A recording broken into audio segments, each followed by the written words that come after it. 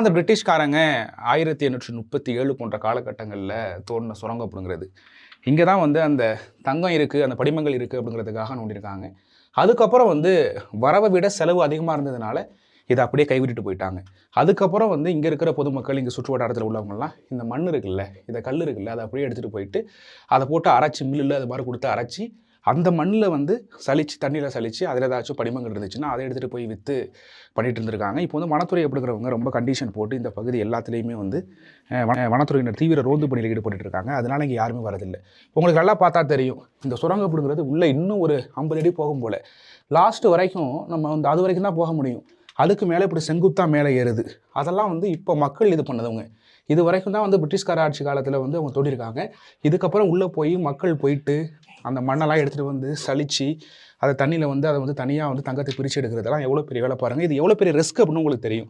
இது உள்ளே வந்துட்டு போனால் அப்படின்னாலே இது உள்ளே வந்து கரடி இருக்கும், சிறுத்தை இருக்கும். இது அமைஞ்சிருக்கிற இடம் கொடுக்குறதே புலி, சிறுத்தை, கரடிலாம் அதிகமாக இருக்கிற ஒரு நடுக்காட்டில் தான் அமைஞ்சிருக்கு. இது போன்ற இடங்களில் வந்து பொதுமக்கள் வந்து தனது உயிரையும் பணைய வச்சு உள்ளே போயிட்டு இது மாதிரி எடுத்துகிட்டு வர்றது அப்படிங்கிறது ரொம்ப ரிஸ்க்கான விஷயம். உள்ளே என்ன இருக்குது அப்படிங்கிறதே தெரியாது.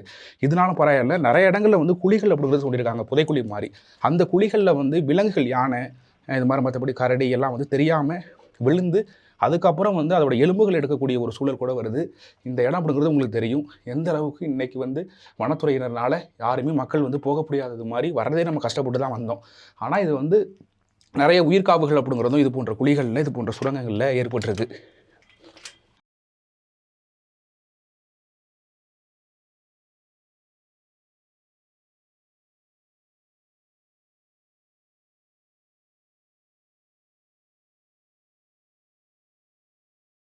இந்த தேவாலய ஏரியா வந்து நல்லா மழை பொழியக்கூடிய இடங்கள்.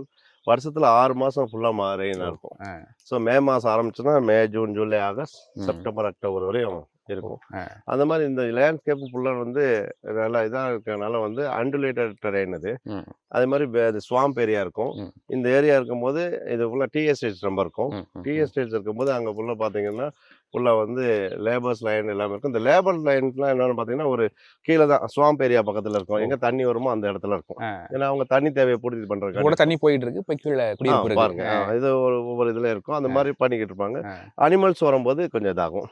இந்த இடத்துல வந்து எங்களுக்கு இன்னொரு சவாலான விஷயம் வந்து பிரிட்டிஷ்காரங்க பீரியட்ல வந்து இந்த இடத்துல வந்து கொஞ்சம் தங்க இருக்குன்னு சொல்லிட்டு சுரங்கம் தோன்ற மாதிரி ஒரு இது.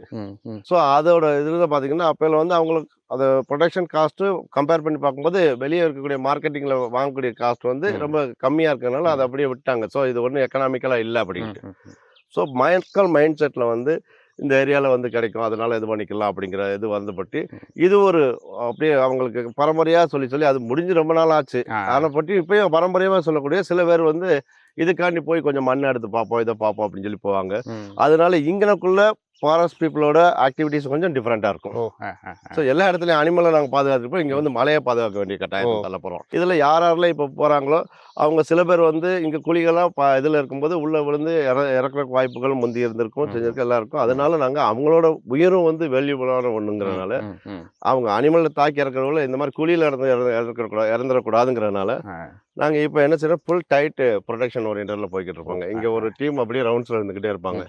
அது வில்லேஜ் ஓரியன்ட். இந்த சுற்றி வராத வட்டார மக்கள்னு சொன்னீங்கன்னா நாடுகாணி, பொன்னூர் வயல், வாழை வயல், அப்புறம் இந்த தேவாலா, இந்த சைடு பந்தலூர் பகுதியை சேர்ந்த மக்கள் அவங்க சில பேர் மட்டும் போய்கிட்டு இருப்பாங்க. அந்த மாதிரி போய்கிட்டு இருக்கும்போது அவங்க உள்ள ஆர்எஃப்குள்ள என்றாங்க. நீங்கள் ஆர்எஃப் வந்து பேட்ச் வைஸாக இருக்கும். ஸோ நீங்கள் இந்த கோல்டுன்னு சொல்லக்கூடிய கோல்டு மைன் சொல்லக்கூடிய ஒரு அது ஆர்எஃப் பகுதியில் வந்து ஏகப்பட்ட குழிகள் வந்து அதை வந்து எங்கள் டிபார்ட்மெண்ட் ஆளுகளே போய் மூடி வச்சுருப்பாங்க. ஏன்னா மறுபடியும் யாரும் உள்ளே விழுந்து இது பண்ணிக்கூடாது. அது ஒரு பக்கம். இன் அடிஷன் டு தட் வந்து எங்கள் அனிமல்ஸ் எதுவும் உள்ளே விழுந்துடக்கூடாதுன்ட்டு. இதனால உள்ளே யார் வந்தாலுமே ஸ்ட்ரிக்டாக வந்து கேஸ் போட்டு இது பண்ணி அனுப்பிவிடுவோம். அந்த மாதிரி இதெல்லாம் போய்கிட்டு இருக்கு. வழக்குகள் பதிவு செஞ்சு அவங்கள வந்து ஃபைன் அடிக்கிறதுலேருந்து எல்லாமே ட்ரெஸ் பாஸ்ன்னு சொல்லுவாங்க. உள்ள என்ட்ரி வந்து ரெஸ்ட்ரிக்ட் அடிங்க. இப்போ எத்தனை குழிகள் சார் இது மாதிரி நோண்டிருக்காங்க? இது மாதிரி காட்டுக்குள்ளே வந்து அதை அப்ராக்சிமேட்டாக சொல்ல முடியுங்க. சில குழிகள்லாம் வந்து சின்ன குழிகள் அங்கங்கே தோண்டி இது பண்ணி வச்சுருப்பாங்க. பட் இப்போ டைட்டாக பண்ணிக்கிட்டு இருக்கோம். நம்ம நின்றுட்டு இருக்கிற இந்த இடத்துல ஏதாச்சும் இருக்குங்களா அது மாதிரி சுரங்கமும் குழியோ? இந்த மாதிரி பிரிட்டிஷ்காரங்க பெரிய இது பண்ணக்கூடிய சுரங்கம் இந்த மலையை சுற்றி இருக்குங்க ஒரு இடத்துலையும்.